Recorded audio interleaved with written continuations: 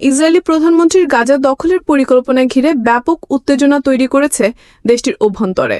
Benjamin নেতানিয়াহুর সাথে তীব্র মতবিরোধে জড়িয়েছেন দেশটির সেনাপ্রধান ইয়াল জামির। গাজা দখল পরিকল্পনা সরাসরি বিরোধিতা করেছেন তিনি। বিভক্তির জেরে সেনাপ্রধানকে বরখাস্তের হুঁশিয়ারি দিয়েছেন ইসরায়েলি প্রধানমন্ত্রী। ইসরায়েলি সেনাবাহিনীর দাবি 49% কার্যত তাদের নিয়ন্ত্রণে, তবে পুরো উপত্যকার নিয়ন্ত্রণ চান প্রধানমন্ত্রী বেনিয়ামিন নেতানিয়াহু।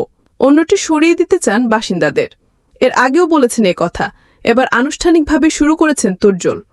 গাজায় যৌথবাহিনীদের জন্য যখন ইসরায়েলের উপর চাপ বেড়ে চলেছে, তখন উপত্যকার পূর্ণ নিয়ন্ত্রণের বিল প্রস্তুত করছেন নেতানিয়াহু। বৃহস্পতিবার মন্ত্রিসভার বৈঠকে আলোচনা হতে পারে এই ইস্যুতে। আগামী সপ্তাহের মধ্যে হতে পারে ভোটাভুটি। গাজাকে নিয়ে আবারও 3টি মূল লক্ষ্যের কথা জানিয়েছেন তিনি। পেছনে অবশ্য অর্জন আছে, তবে গাজায় শত্রুকে পুরোপুরি পরাজিত করাও জরুরি। আমাদের জিম্মিতে মুক্ত করতে এবং এটা নিশ্চিত করতে যে গাজা আর ইসরায়েলের জন্য হুমকি হবে না, একটি লক্ষ্য থেকেও পিছু হটব না। তবে বেনিয়ামিন নেতানিয়াহুর পরিকল্পনায় বাদ সাধছেন দেশটির সেনাপ্রধান ইয়াল জামির। টানা যুদ্ধের ধকলে যখন সেনারা ক্লান্ত, তখন এমন সিদ্ধান্ত নিয়ে ক্ষোভ জানিয়েছেন তিনি সরাসরি বাকবিতণ্ডাও হয়েছে দুজনের মাঝে, এমন তথ্য জানিয়েছে নেতানিয়াহুর ছেলে ইয়ের নেতানিয়াহু।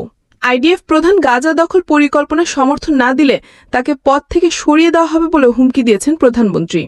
মিত্র যুক্তরাষ্ট্রের প্রেসিডেন্টকে এই ইস্যুতে প্রশ্ন করা হলে অনেকটা এড়িয়ে যান তিনি। কথা বলেন গাজার খাদ্য সংকট ইস্যুতে।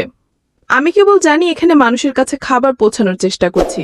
যুক্তরাষ্ট্র $60 মিলিয়ন খাবার পাঠিয়েছে।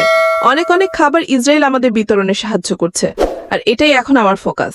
বাকি বিষয় কিছু বলতে পারছি না, সেটা ইসরায়েলের ব্যাপার। ইসরায়েলের গাজা দখল পরিকল্পনা নিয়ে উদ্বেগ জানিয়েছে জাতিসংঘ। হামাসের কাছে জিম্মিদের পরিবারগুলোর শঙ্কা, এতে আরও ঝুঁকিতে পড়বে তাদের স্বজনদের জীবন।